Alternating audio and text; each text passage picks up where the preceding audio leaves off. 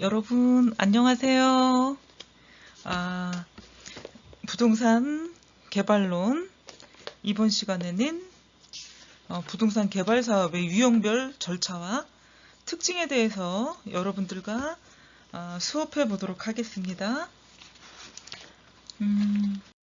개발 형태에 따른 절차 두 가지를 공부하도록 하겠는데, 이번 주에 오늘 시간은 신개발 사업, 재개발 사업, 공장 재개발 사업, 네 번째 시장 재개발 사업, 다섯 번째 리모델링 사업이 있는데, 오늘은 두 가지 중에 일부하고 다음 주에 연결해서 하도록 하겠습니다. 개발 형태에 따른 절차에서 신개발 사업 6가지 하고, 두 번째 재개발 사업 4가지, 7가지가 있는데요. 오늘은 4가지 사업 시행 계획, 도시정비 사업, 추진 절차, 주택 재건축 사업 안전진단 및 시행 여부 결정, 네 번째 사업 시행 계획까지 진도를 나가도록 하겠습니다. 그럼 개발 형태에 따른 절차에서 신개발과 재개발 사업 보도록 하기 전에 개발 주체에 따른 절차는 뭐가 있나 보도록 할게요. 개발 절차에 따른 절차, 개발 주체에 따라서 어떤 절차가 있나 보면은 공공개발 사업이 있고요. 민간개발 사업, 민간 공동개발 사업. 그래서 공공개발 사업이라는 거는 나라나 공공기관에서 하는 거, 민간인, 민간 건설사 아니면 민간인들이 주체가 돼서 하는 개발, 그리고 공공과 민간이 합쳐진 게 민관 공동 개발 사업이라고 합니다. 그래서 주로 1번, 2번 많이 하지만 또 3번도 큰 사업일 경우에 같이 하고 조인해서 하는 경우가 많습니다.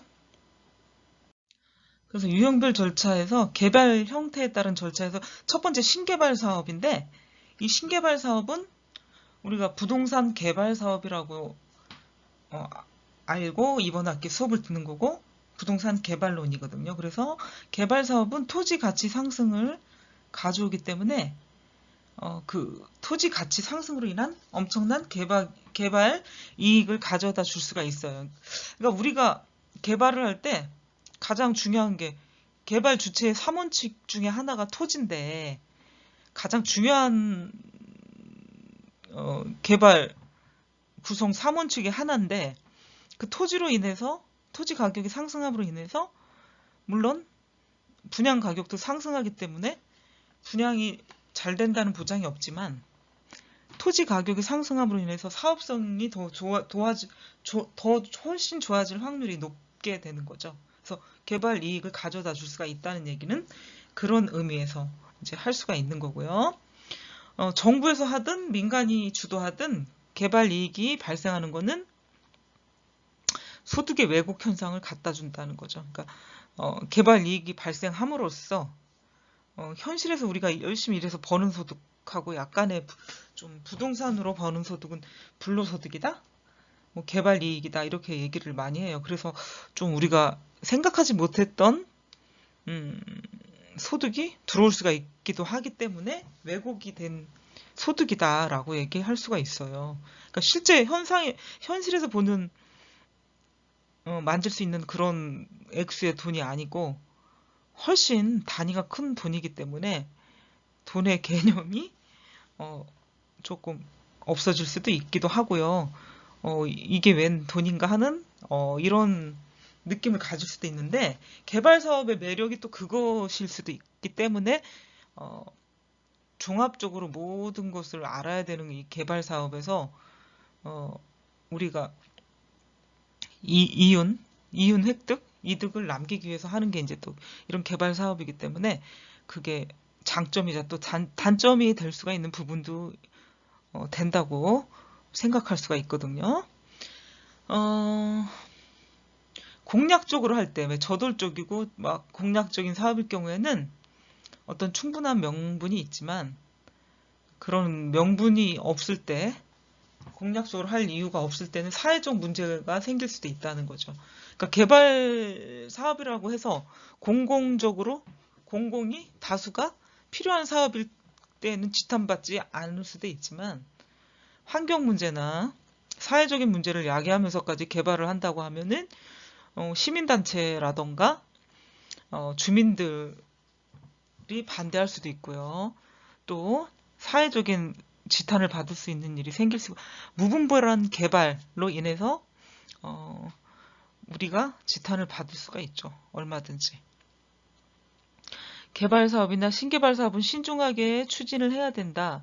시간과 돈과 사회적인 공공성, 여론들 다 충분히 검토를 해야 되기 때문에 부동산에서의 어떤 꽃이라고 얘기를 했던 게 개발 사업이 그렇게 만만한 사업이 아니고요. 종합적으로 모든 걸 검토를 해서 사업을 계획하고 추진해야 되기 때문에 굉장히 부동산에 대한 고수, 경험과 능력이 출중해야 된다. 사업을 해서 이윤을 내고 대박을 치고 또 계속 성공한다면 좋지만 그렇지 못한 경우의 수도 우리가 고려를 해야 되기 때문에 사업과 연관된 부분들이 많다 보니까 고민을 많이 하게 됩니다. 그래서 신개발은 정부나 공공기관이 사업 주체가 되는 경우가 있고요. 또 민간이 사업 주체가 되는 경우도 있는데 이게 법에 의해서 구분을 좀 지어줄 수가 있다. 택지개발사업, 도시계획사업, 대지조성사업, 형질, 도시개발사업이 있는데 이런 것들은 어떤 내용인지 살펴보도록 할게요. 첫 번째 택지개발사업인데 토지가 이게 택지인지 맹지인지 뭐 여러 가지로 우리가 임야인지 임지인지 농지인지 뭐 이런 걸 구분할 필요가 있는데 택지가 가장 좀 비싸다고 하죠. 왜냐하면 바로 집을 지을 수 있는 땅이기 때문에. 그래서 토지를 구분하는 방법 중에 하나로 임지, 농지, 택지 이 세 가지로 이제 나누어서 하는 방법이 있고 또 임지 이 안에 또 임지, 농지, 택지인데 임지를 또 나누게 되면 산림농지, 산림생산 및 보존용으로 해가지고 하는 지역이 있고 농지는 농수축산업과 관련된 생산 보존이 주된 목적인 토지고요. 택지는 주거, 상업, 업무, 공업, 도시계획과 관련해서 건축물의 건축이 가능하다. 그리고 가장 비싼 땅이다. 임지, 농지, 택지 중에 택지가 가장 비싸고 용도도 다양할 수가 있다. 그래서 이 시설물 설치를 통해서 도시화가 가능할 수 있는 토지가 택지라고 볼 수가 있고요. 임지, 농지 등을 택지화해가지고 개발을 할 수가 있는 게 신개발 사업의 한 가지 방법이고 대표적인 유형이다. 왜냐하면 택지가 부족하기 때문에 임지, 농지를 형질 변경을 시켜서 택지화시키는 거죠. 그래서 택지 조성하고 택지 개발한다는 게 바로 이런 거. 처음부터 택지가 아니었죠. 임지나 뭐 낮은 임야를 높은 임야, 경사도가 너무 높다 이러면은 물론 주택을 지을 수는 있는데 비용이 너무 많이 들고 도로를 낸다거나 다니기가 너무 불편해요. 그래서 조금 적당하지 못하다. 그 경사도가 높게 되면 임야, 농지도 그래요. 농지는 이제 거의 논과 밭, 평평한 그 논이 있잖아요. 그죠? 그거를 이제 택지 조성을 해서 주택을 지을 수 있게 만드는 건데 임야는 오래전부터 사람들이 그린벨트로 묶여있는 지역이 많다 보니까 투자를 그것도 많이 했어요. 왜냐? 우리나라 대부분이 산으로 돼 있기 때문에 그린벨트를 풀지 않으면 개발이 어렵다는 것을 아는 사람들은 임야도 구입을 하고 또 뭐 묘지로 쓸 수도 있고요. 이런 저런 생각 때문에 임야 구입도 많이 했는데 요즘의 트렌드는 농지예요. 농지를 구입해서 택지로 개발하면 그 가격이 엄청나게 상이하게 다르죠. 뛰게 되겠죠. 허가를 받고 형질 변경을 한다면 농지가 택지가 되는 거예요. 그런데 요즘에는 어떨지 모르겠어요. 주택이 보급률이 너무 높다 보니까 그리고 서울이나 도심에 필요한 주택이 모자라다 보니까 도심에는 농지가 없잖아요. 근데 그 농지를 형질 변경해서 택지로 개발한다 해도 사람들이 원하는 장소일까 하는 생각이 지금은 드는 거죠. 제 개인적인 생각입니다. 뭐 그렇지 않은 것도 있을 수가 있고요. 이거 표로 나왔는데 일단 다시 한번 짚어보면 도시 지역의 주택난을 해소, 택지개발 예정 지구를 구역을 지정을 하고요. 지정 제한은 국가, 지방자치단체, 토지공사, 주택공사, 지방공사, 기타, 지정권자는 건설부 장관, 예외적으로는 20만 제곱미터 미만인 경우에는 시도지사, 시행자는 국가, 지방자치단체, 토지공사, 주택공사, 지방공사, 기타. 시행 방식은 사용, 수용, 환지 방식이 있고요. 지정 요건은 없습니다. 단 예정지구, 지정 제한의 경우는 10만 제곱미터 이상이고요. 공공시설의 설치는 사업 시행자가 하고 개발계획 신청은 예정지구 지정 후 2년 이내에 하게 되어 있습니다.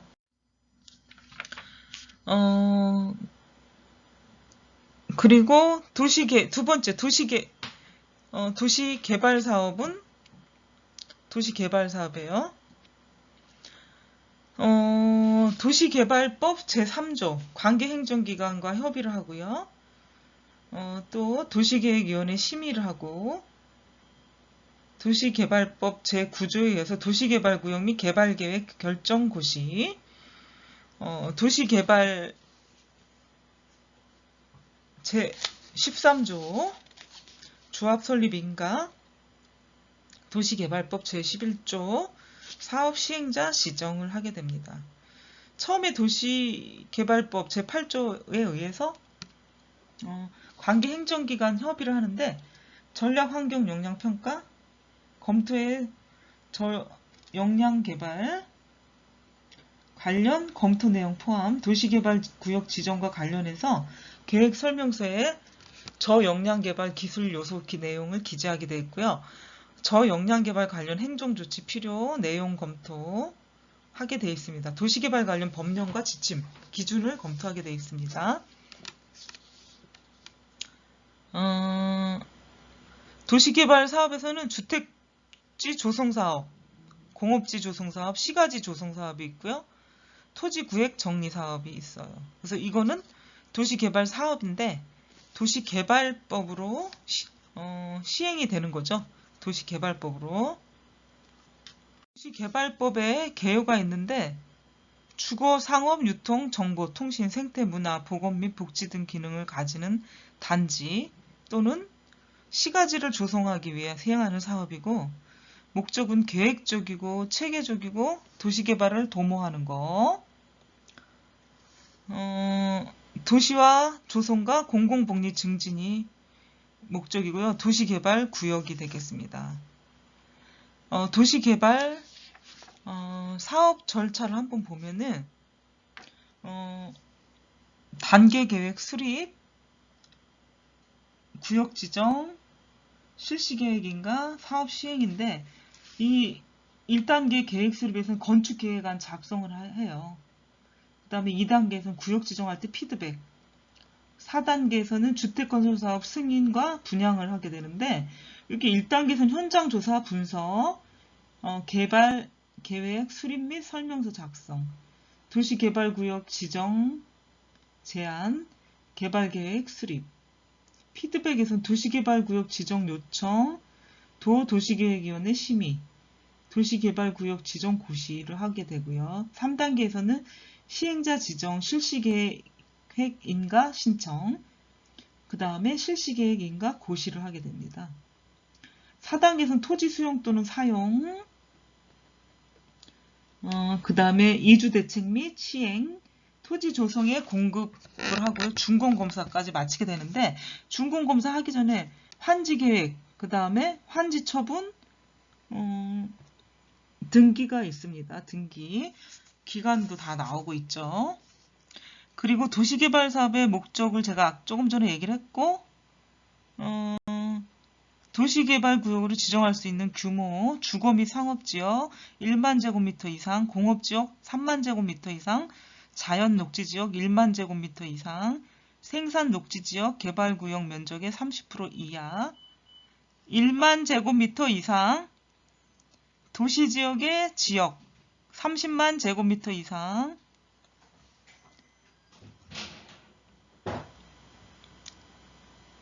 자연 녹지지역, 생산 녹지지역 및 도시지역의 도시개발구역을 지정하는 경우는 상위계획에 의해서 개발이 가능한 용도로 지정된 지역의 하나고요. 다만 광역도시계획 및 도시기본계획이 수립되지 아니한 지역은 자연녹지지역 및 계획관리지역의 하나요 지정합니다.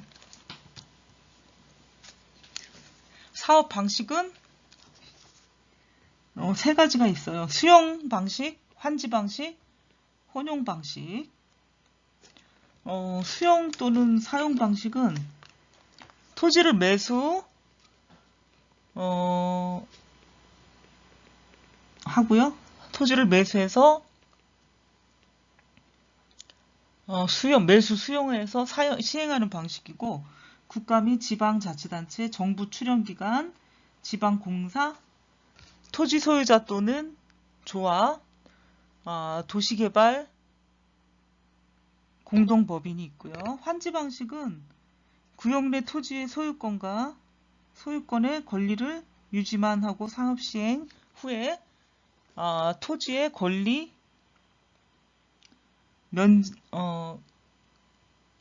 권리에 대한 그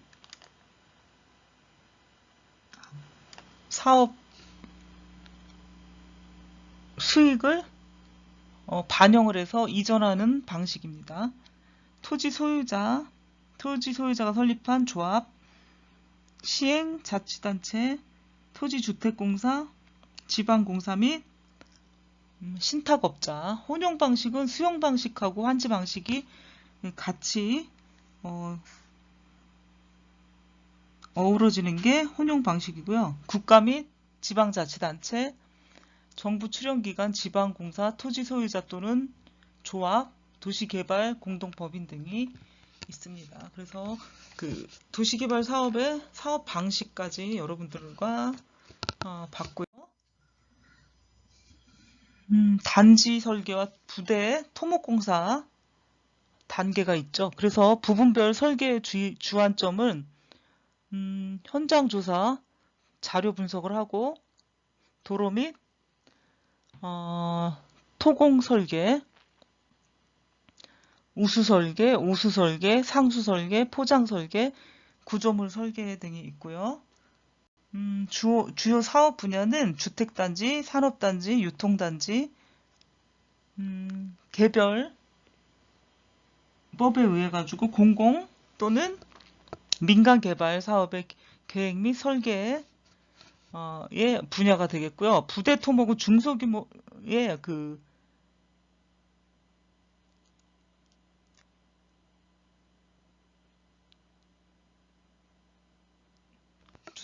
중소규모의 안 보이네.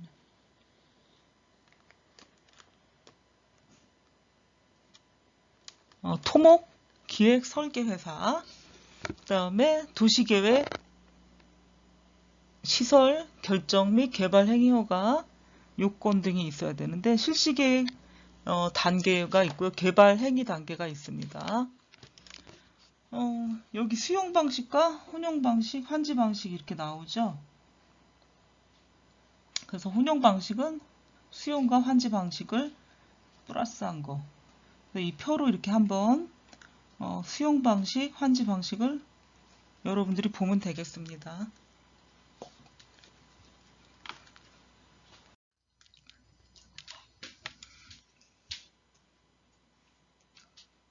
사업 방식 비교를 한번 보면 수용, 사용 방식 제22조, 혼용 방식은 21조, 환지 방식은 제28조 인데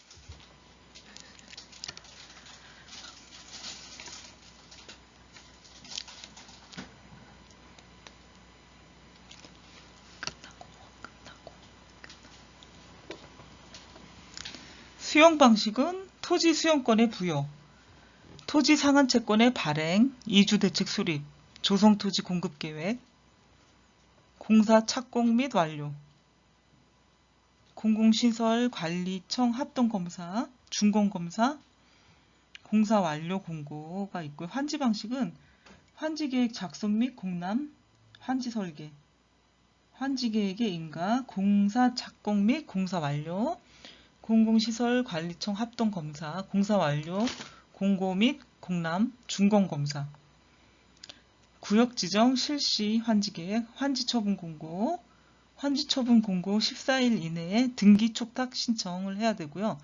정상금의 징수랑 교부를 해야 되는데 소멸시효가 이제 5년이다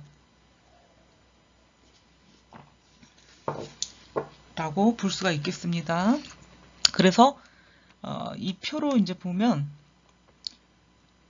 수용, 환지 방식을 보고 이게 합쳐진 게 혼용 방식이다.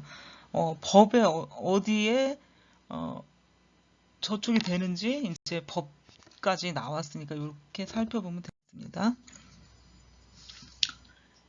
형질 변경이 있는데 형질 변경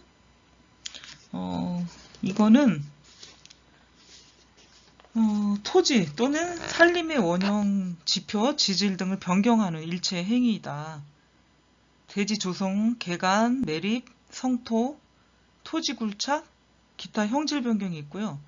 근거법은 토지의 경우 국토의 계획 및 이용에 관한 법률, 산림은 산지관리법이 있고요.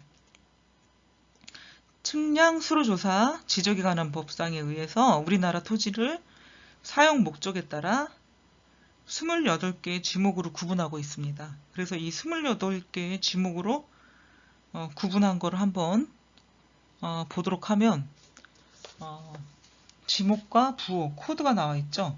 지적법상 지목의 분류, 전, 답, 과수원, 목장용지, 임야, 광천지, 염, 대, 공장용지, 학교용지, 주차장, 주유소용지, 창고용지, 도로, 철도용지, 제방, 하천, 국어, 유지, 양어장, 수도용지, 공원, 체육용지, 유원지, 종교용지, 사적지, 묘지, 잡종지. 그래서 부호는 앞글자를 대부분 땄습니다. 앞글자를. 그래서 이렇게 보시면 되겠고,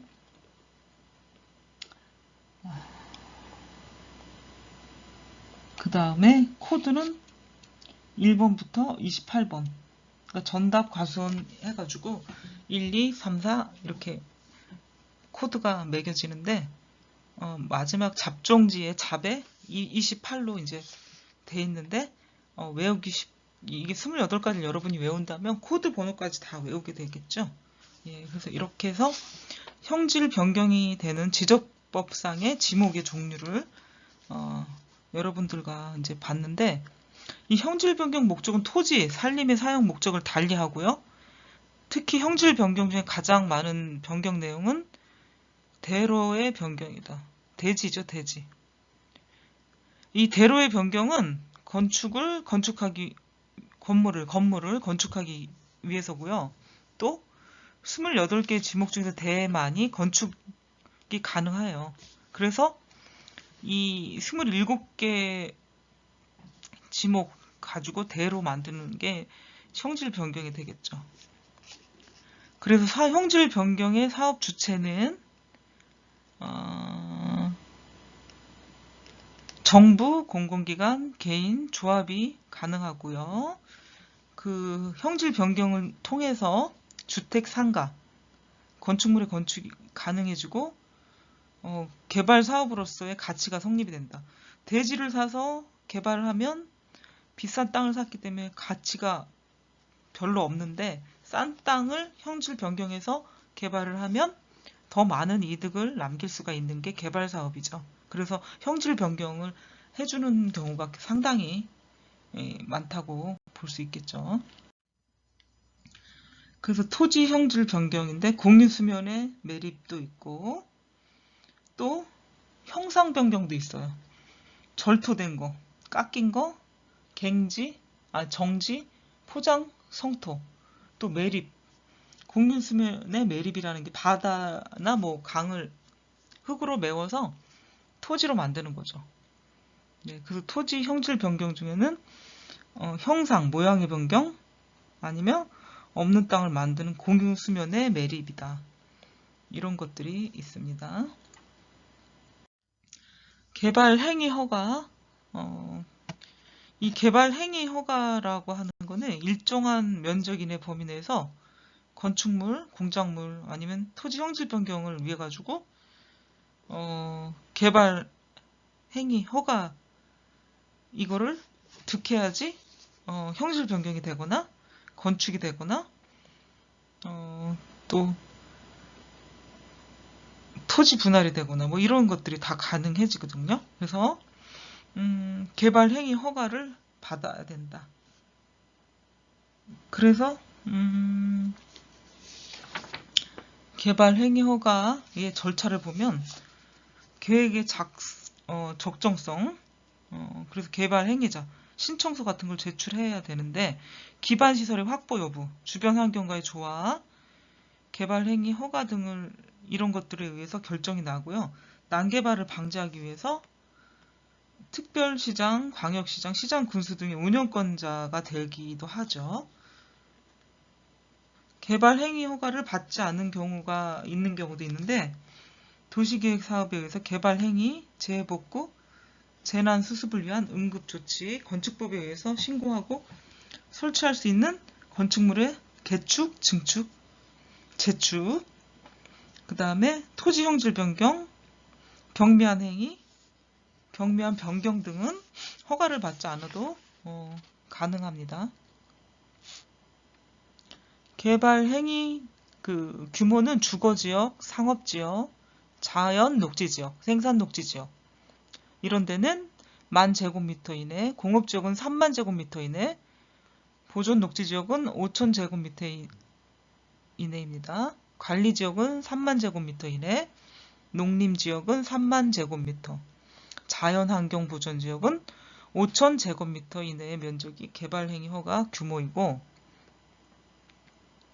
그 개발행위 허가 면적이 작아요. 소규모로 되어 있으면은 해당 면적이 초과되면 개발행위 면적 이내로 쪼개어 똑같은 사업을 똑같은 사람이 똑같은 방식으로 계속 시행할 가능성이 있고요.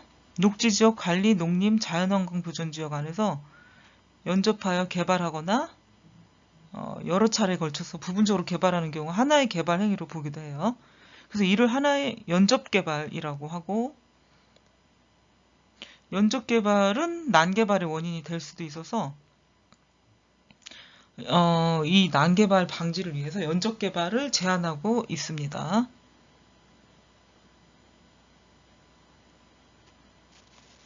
그래서 개발행위 허가 절차를 보면 신청서를 제출하고요. 개발행위 허가 기준을 검토, 허가권자가. 이 허가권자는 도시군 계획 사업자의 의견 청취, 인허가 등의 의제 협의를 하는 허가권자이고 도시계획위원회에 심의를 하게 되죠. 그래서 허가가 되는지 불허가인지 조건부 허가인지 허가를 해주게 돼, 그거에 대한 결과를 피드백을 해주게 되고 그거에 따라 개발 행위가 이루어지죠. 개발 행위자는 의제사항 준공 협의, 준공 검사를 하게 됩니다.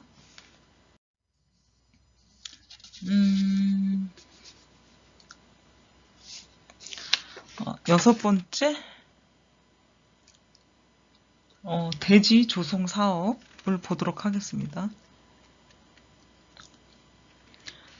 주택 건설 사업자는 연간 20호, 도시형 생활주택 30세대 이상의 주택 사업을 시행하려는 자, 그 다음에 연간 1만 제곱미터 이상의 대지 조성 사업을 영위하고자 하는 자, 분양주택 건설 사업은 일정한 요건을 갖춘 자에게 분양할 목적으로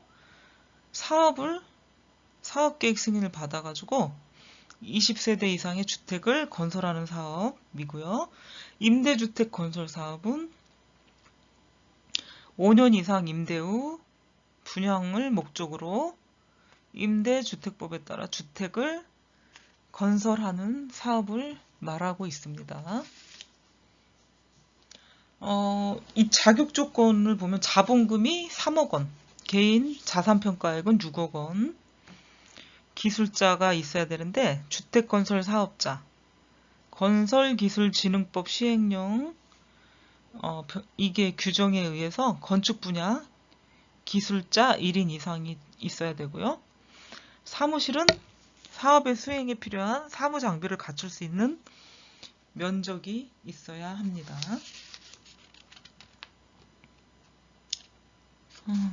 그래서 대지 조성 사업은 이런 자격을 갖추고 주택건설 사업자를 하려는 사람이 할 수 있는 게 대지 조성 사업이다.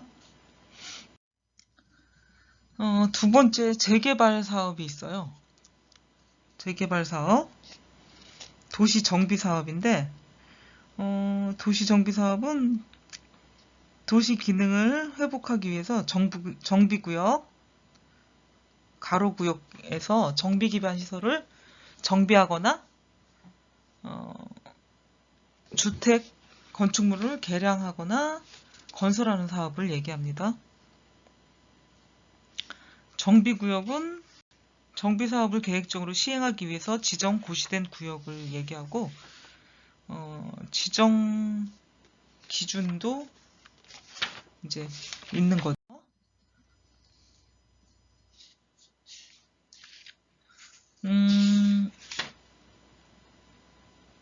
도시정비사업에서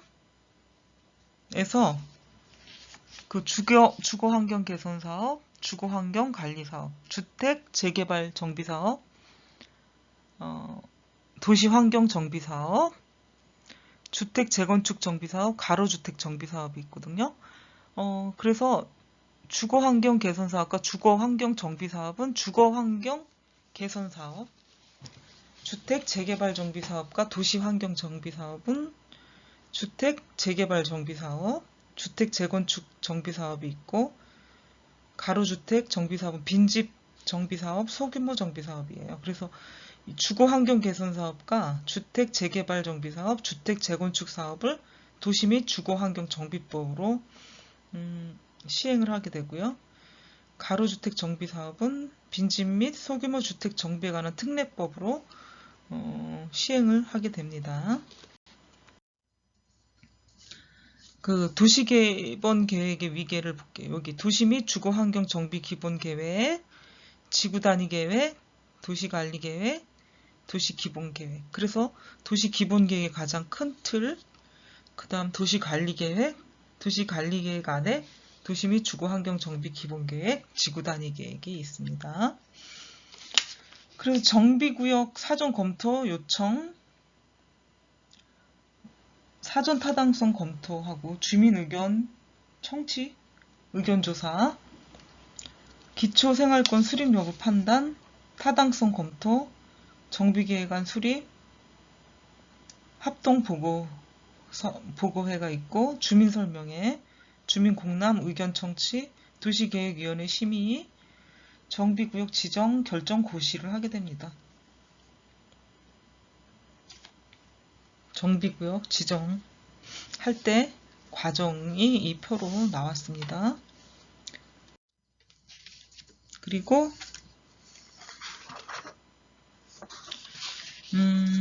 주택 재개발과 주택 재건축, 주거 환경관리, 가로주택 정비사업은 어떤 법과 기본계획 수립 지침, 구역 설정 기준안은 어떤 건지 보도록 하겠습니다.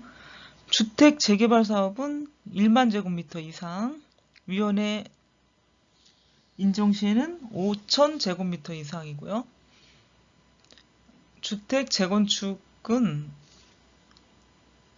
예정 세대수가 300세대 이상이거나 규모 1만 제곱미터 이상, 세개동 아파트나 다세대 이상, 주거환경관리는 전용주거지, 제1종, 2종, 일반지 주거지, 단독 다세대가 밀집되어 있는 정비보존 관리가 필요한 지역이고, 정비 예정 구역 해제, 전환 요청 지역이고요.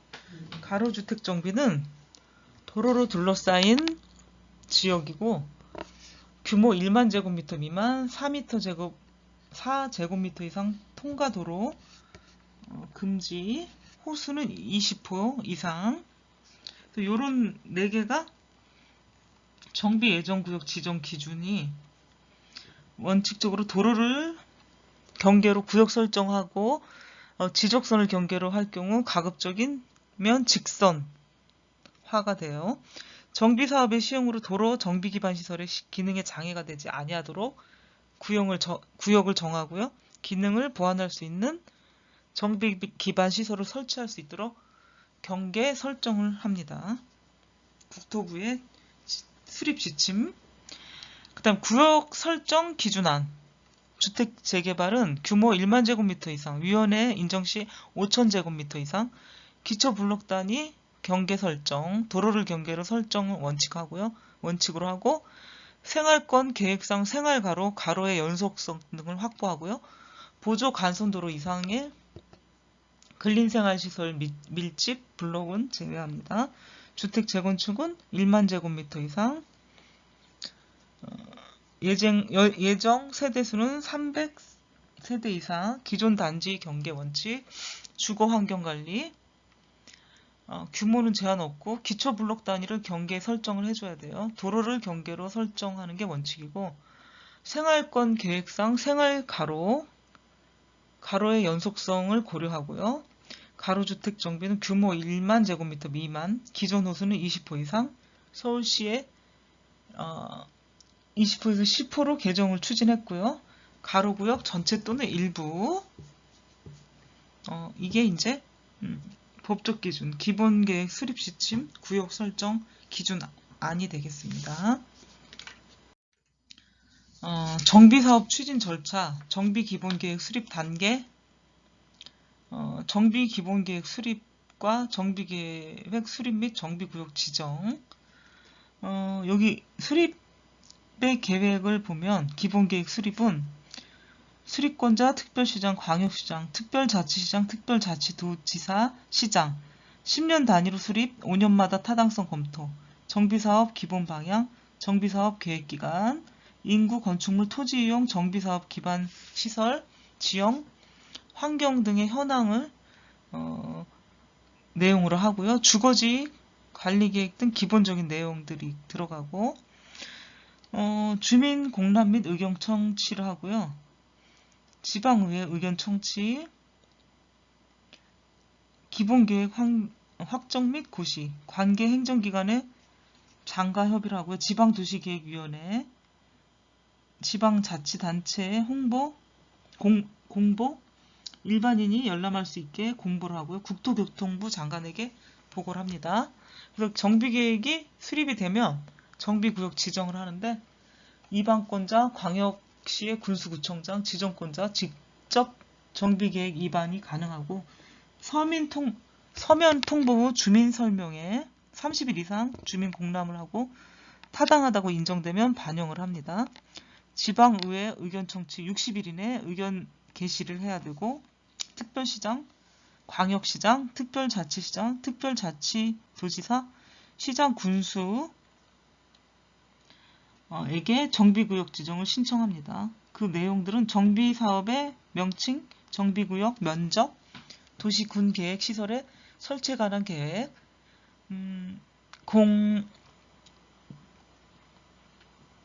공통이용시설 설치계획, 지방자치, 지방도시계획위원회 심의, 지방자치단체의 공모, 국토교통부 장관에게 보고, 일반인이 열람할 수 있게끔 해야 되고요. 그래서 정비 기본계획 수립 단계는 이제 이렇게 두 가지인데, 이런 과정을 거쳐서 기본계획이 수립이 되고, 정비 기본계획이 수립이 된 후 정비구역 지정이 되겠습니다. 정비사업 추진 절차.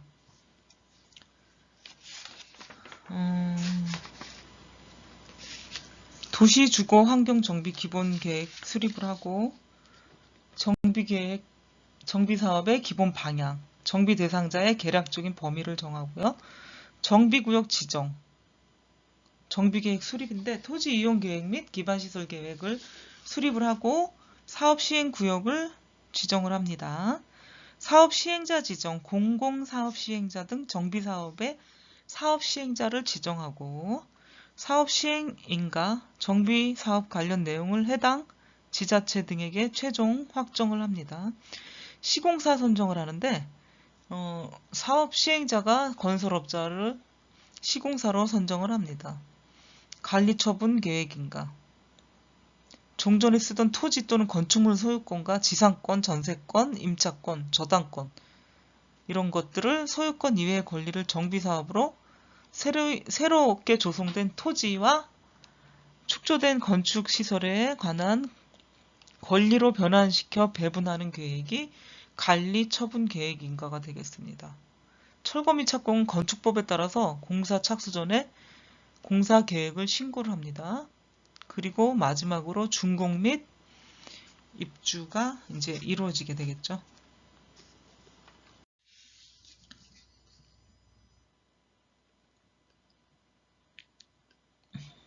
종전에는 재개발, 재건축, 주거환경사업 이렇게 됐는데 이제는 도시 및 주거환경정비법으로 이렇게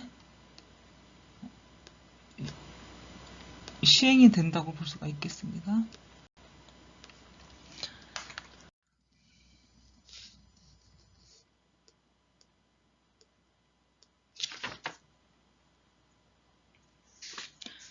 추진위원회 및 조합 구성을 볼게요.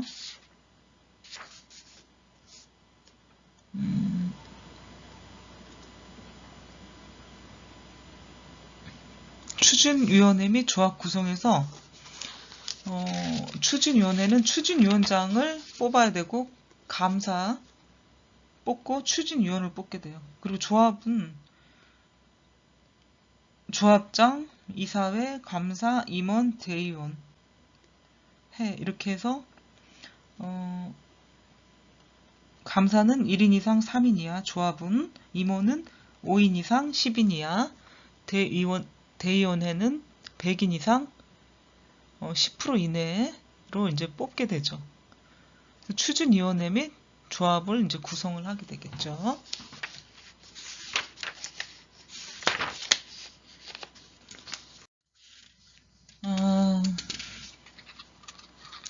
도시 재개발 사업 및 도시환경정비사업 추진위원회 조합 설립 시에는 토지 소유자의 4분의 3 이상이 동의를 해줘야 되고요. 주택 재건축 사업 추진위원회가 조합 설립 시에는 주택단지 안의 공동주택의 각 동별 구분 소유자 및 의결권의 3분의 2 이상이 동의를 해야 돼요. 복리시설일 경우에는 주택단지 안에 복리시설 전체를 하나의 동으로 봅니다. 그리고 주택단지 안에 전체 구분 소유자 및 의결권의 각 4분의 3 이상이 동의를 해야 되고요. 주택단지가 아닌 지역의 정비지역으로 포함이 됐을 때는 주택단지가 아닌 지역 안의 토지 또는 건축물 소유자의 4분의 3 이상 및 토지 면적의 2분의 2 이상의 토지 소유자의 동의가 필요합니다.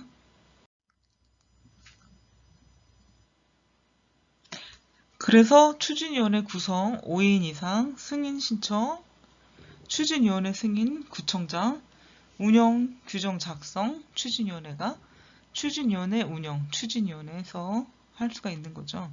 그래서 추진위원회 구성은 위원장, 감사를 포함해서 위원 5인 이상 선정, 승인 신청할 때는 구비서류를 첨부하고 추진위원회 승인 받을 때는 위원 결격 사유가 있나 조사를 해보고요.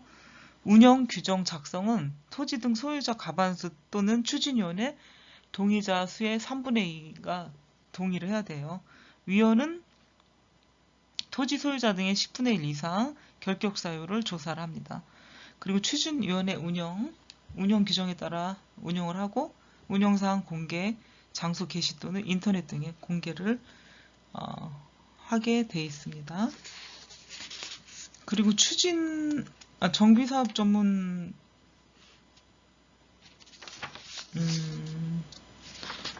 이제 추진위원회가 생긴 후에 정비사업 전문 관리를 하게 되는 거죠, 이제. 예, 그래서 추진위원회 설립까지 봤고요. 사업시행 인가, 네 번째 사업시행 인가를 보겠습니다.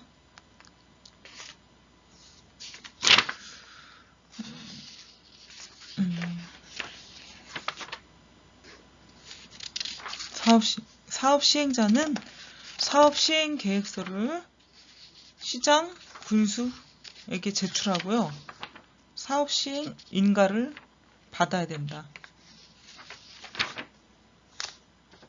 사업시행 인가를 받아야 된다. 시장, 군수는 정비구역 외에 시행하는 주택 건축사업의 사업시행 인가를 하고자 할 때는 건축물의 높이, 층수, 용적률 이런 것들을 건축위원회 심의를 받고요. 시장, 군수는 사업시행인가를 하거나 정비사업을 변경, 중지 또는 폐지하는 경우에 당해 지방자치단체 공보에 고시를 해야 됩니다. 사업시행자는 사업시행인가를 신청하기 전에 사업시행계획서의 내용에 대해서 미리 정비구역 안에 토지 면적의 50% 이상의 토지 소유자의 동의와 토지 등 소유자의 2분의 1 이상의 동의가 필요합니다.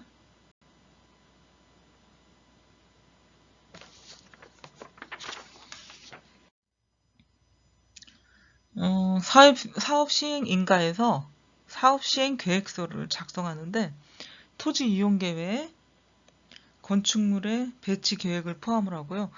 정비 기반 시설 및 공동 이용 시설의 설치 계획, 임시 수용을 포함한 주민 이주 대책, 세입자의 주거 및 이주 대책, 사업 시행 기간 동안의 정비 구역 내 가로등 설치, 폐쇄 회로, 텔레비전 설치 등 범죄 예방 대책,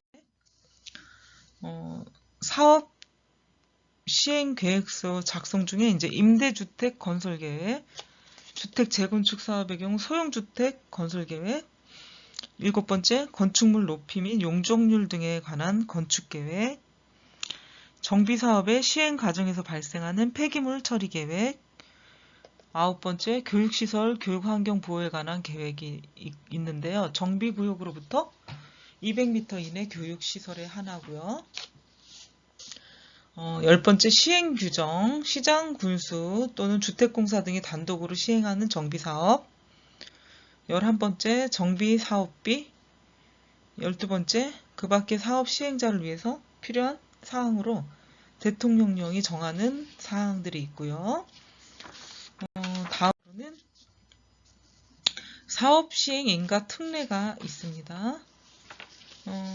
사업 시행자는 일부 건축물 존치, 리모델링에 관한 내용이 포함된 사업 시행 계획서를 작성해서 사업 시행 인가의 신청이 가능한데 시장 군수는 존치 또는 리모델링 되는 건축물 및 건축물이 있는 토지가 주택법하고 건축법상의 다음 각 호의 건축 관련 기준에 적합하지 아니해도 대통령령이 정하는 기준에 따라 사업 시행 인가가 가능합니다. 그럼 어떤 게 있는가 한번 볼게요. 대통령령이 정하는 기준이 있는데 존치 또는 리모델링 되는 건축물도 하나의 주택단지에 있는 것으로 보고요. B는 부대시설, 복리시설의 설치 기준, 존치 또는 리모델링 되는 건축물을 포함해서 적용할 수가 있고, C는 대지와 도로의 관계가 이제 존치, 리모델링 되는 건축물의 출입에 지장이 없다고 인정되는 경우에 이를 적용하지 아니할 수 있고요. D는 건축선의 지정, 존치 또는 리모델링 되는 건축물에 대하여 이를 적용하지 아니할 수 있고, E. 1조 등의 확보를 위해 건축물의 높이 제한은 리모델링 되는 건축물에 대해서 이를 적용하지 아니할 수 있습니다. 또 건축 관련 기준을 봐서는 주택단지의 범위,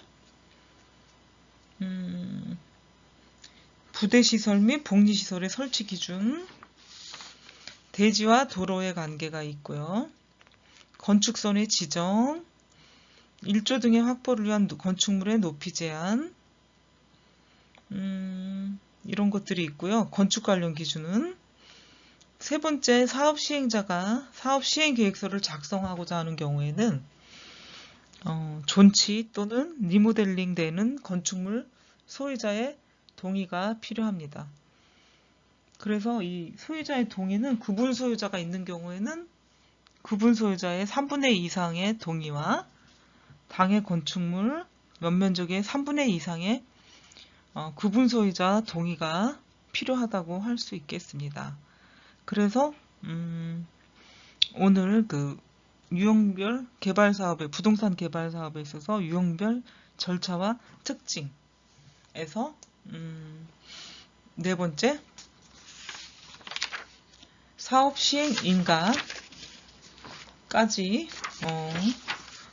수업을 하도록 하겠습니다. 여러분 수고하셨습니다. 다음 주에 만나요.